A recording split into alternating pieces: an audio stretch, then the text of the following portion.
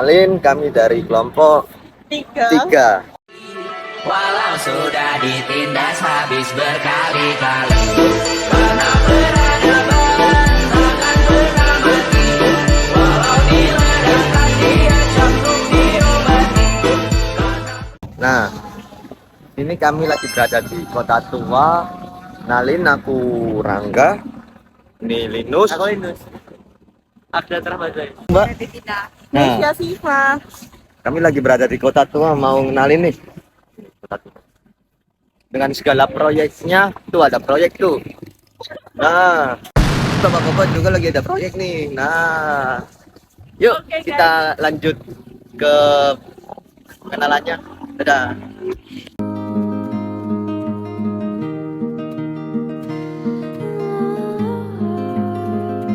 Kota Lama Surabaya lebih dari sekedar kawasan kuno. Dia merekam sejarah lahirnya Surabaya dari sebuah kerajaan kecil menjadi kota bisnis raksasa. Berkumpulnya banyak ras dan suku bangsa serta menjadi saksi pertempuran. Pada akhirnya, Kota Lama Surabaya adalah epicentrum jagat budaya yang membentuk sekaligus dibentuk oleh kolase kebangsaan, kebudayaan, dan kepahlawanan. Museum hidup perjalanan kota seutuhnya hingga saat ini. Joyo atau bangsawan Madura yang melawan Mataram karena pemerintahannya dinilai sewenang-wenang kala itu. Sejak itu, Kota Lama Surabaya sebelumnya dikuasai oleh VOC dan menjadi pusat perdagangan serta kedudukan orang-orang Belanda di Surabaya.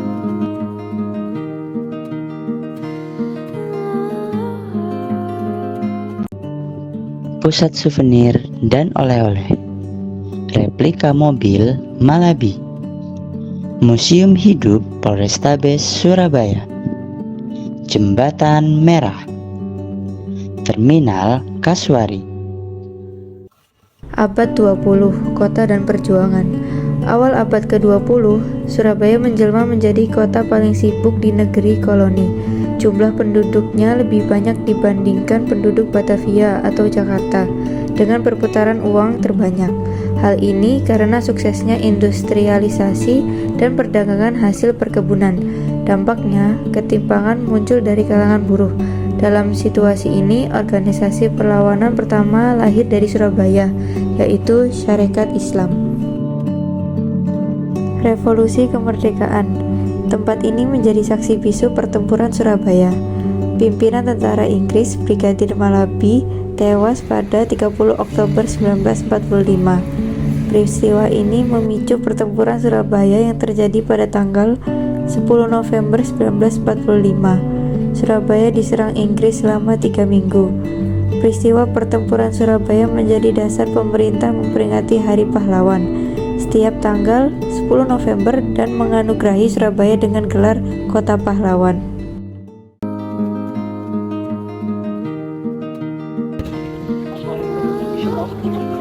Oke, destinasi pertama kita berada di Jembatan Merah. Tempat pertama yaitu Jembatan Merah. Jembatan Merah saksi bisu sejarah. Sebagai kota pahlawan, Surabaya adalah saksi perjuangan dalam mempertahankan kemerdekaan Indonesia. Salah satunya di Jembatan Merah, dibangun atas kesepakatan Pakubuwono II dari Mataram dengan VOC pada 11 November 1743. Menjadi kawasan komersial serta menghubungkan antara Kalimas dan Gedung Residensi Surabaya. Berubah secara fisik pada tahun 1980-an, satu lokasi dari pertempuran 10 November 1945. Untuk fun fact-nya, katanya jembatan merah ini dinamakan merah karena darah para pejuang yang tumpah di jembatan itu saat perang 10 November 1945. Namun, nyatanya Ahmad Zaki Yamani, pemerhati sejarah, mengatakan jembatan itu memang memiliki nama Rodeburg yang artinya jembatan merah. Untuk nilai-nilai yang terkandung dalam sejarah jembatan merah meliputi sila kedua Pancasila yaitu kemanusiaan yang adil dan beradab, dan sila ketiga yaitu persatuan Indonesia yang terkandung dalam sejarah jembatan merah. adalah persatuan, gotong royong, dan semangat keadilan sosial. Jembatan Merah juga memiliki simbol perlawanan rakyat Surabaya terhadap penjajah, menunjukkan semangat untuk mempertahankan kemerdekaan dan kedaulatan negara.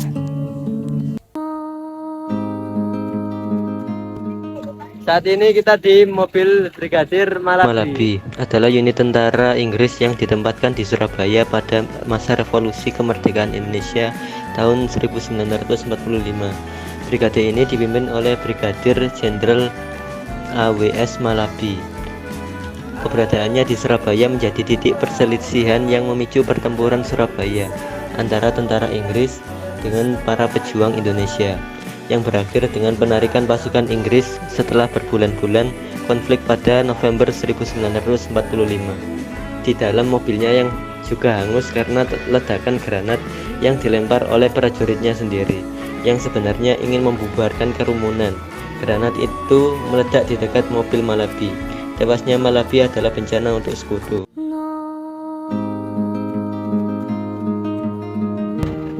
Sekarang kita lagi ada di Hotel Arcadia.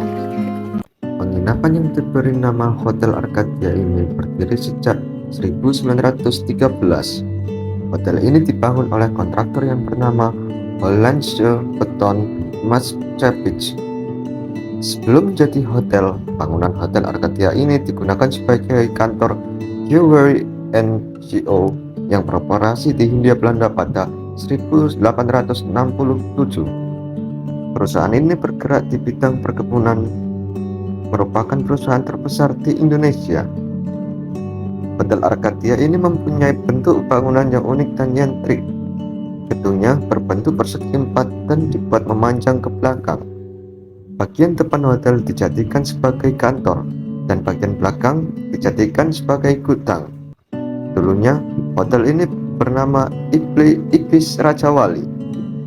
Bangunan hotel ini ditetapkan sebagai bangunan cagar budaya berdasarkan surat keputusan Wali Kota Surabaya. Hotel Arcadia, bangunan cagar budaya di Surabaya.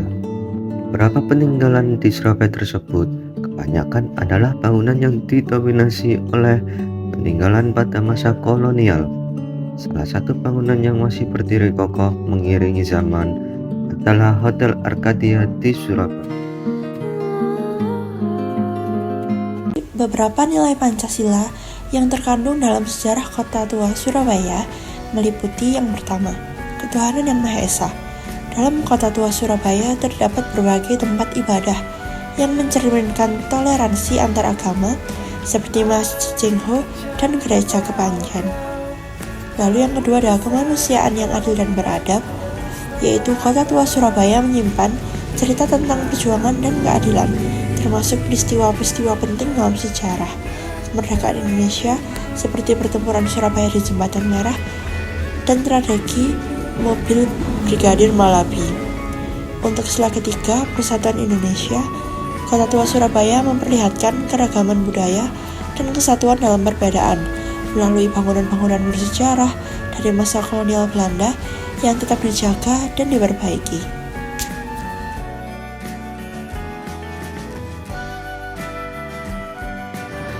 Keempat, keadilan sosial bagi seluruh rakyat Indonesia.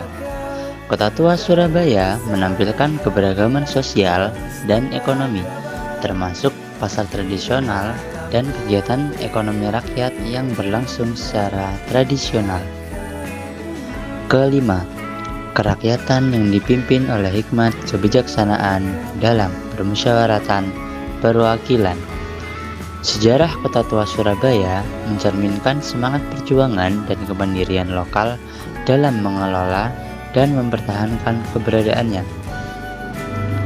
Nilai-nilai Pancasila ini tercermin dalam sejarah dan kehidupan sehari-hari masyarakat di Kota Tua Surabaya, mengingatkan kita akan pentingnya memelihara dan meneruskan warisan sejarah untuk masa depan yang lebih baik bagi bangsa Indonesia.